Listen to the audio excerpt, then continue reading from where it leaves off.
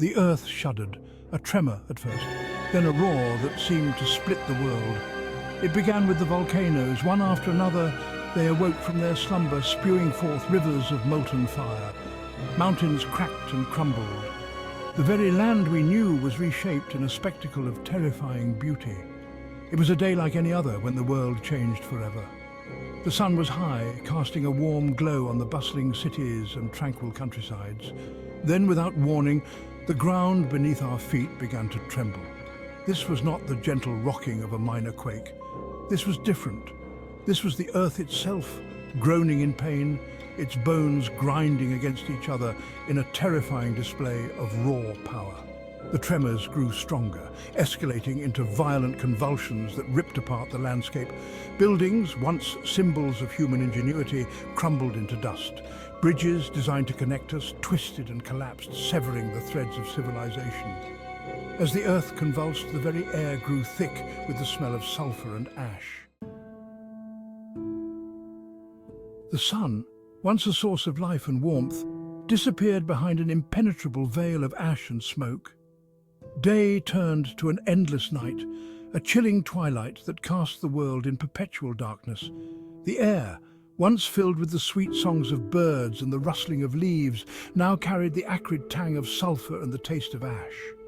The once vibrant blue canvas had transformed into a canvas of oppressive grey and menacing black. The sun, a celestial beacon of hope, was now a distant memory, its warmth and light extinguished by the omnipresent cloud of volcanic debris. Plants, starved of sunlight, withered and died, their life-giving greenery replaced by a bleak, monotonous brown.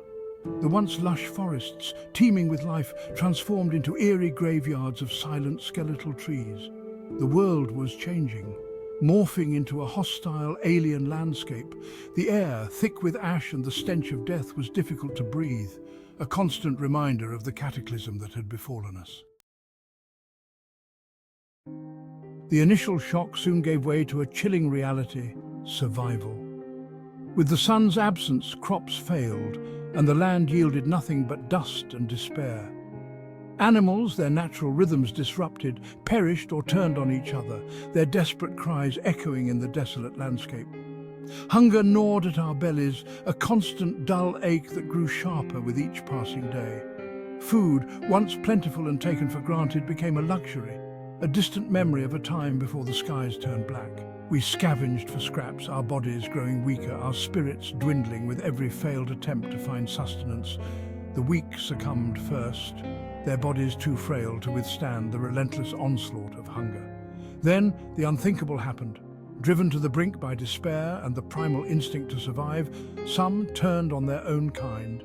The line between friend and foe blurred, replaced by the cold, hard calculus of survival.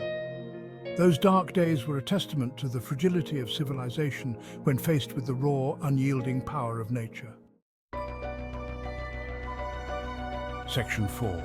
The descent begins. But amidst the despair, a glimmer of hope emerged. Deep beneath the surface, hidden in the earth's embrace, lay a sanctuary. Caves, once home to our ancestors, beckoned us with the promise of shelter and a chance at survival. It was a desperate gamble, a leap of faith into the unknown. The earth, once our tormentor, now offered a path to salvation.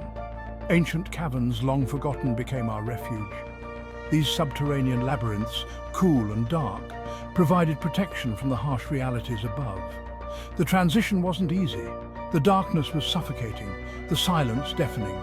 But we adapted. We learned to navigate the labyrinthine corridors, to distinguish the subtle sounds of dripping water from the scuttling of unseen creatures. We were no longer the people we were. The surface world had hardened us, stripped us bare and forced us to confront our own mortality. We were survivors, bound by a shared trauma and a desperate hope for a better future. As we ventured further, the light from the entrance grew dimmer, and the weight of the earth above us became palpable. We set up makeshift lights, their soft glow casting eerie shadows on the cave walls. Mapping out the cave became essential, marking safe paths and identifying dangerous areas. We discovered underground streams, a vital source of water in our new subterranean world. Around small fires we shared stories, finding comfort in each other's presence amidst the overwhelming darkness. Slowly, we adapted to our new life, creating a sense of community in the depths of the earth. Determined and resilient, we were ready to face the challenges that lay ahead in our underground sanctuary.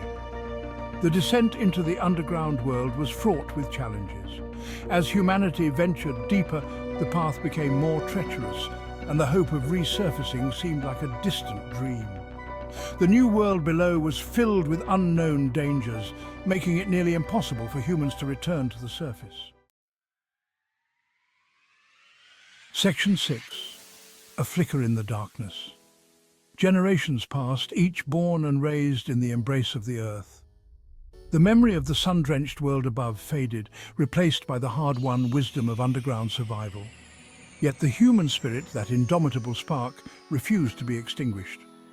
We told tales of the surface world, stories passed down from our ancestors, keeping the dream of sunlight and open skies alive in our hearts.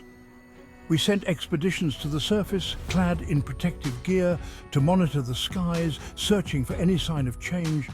And then, one day, a faint glimmer pierced the perpetual twilight.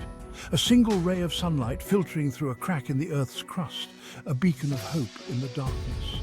It was a sign, a promise that the world above, though scarred and wounded, was slowly healing. The journey back would be long and arduous. But we had survived the darkness. We had proven our resilience, and we would carry the lessons learned in the depths, the spirit of adaptation and the unyielding flame of hope, into the world above.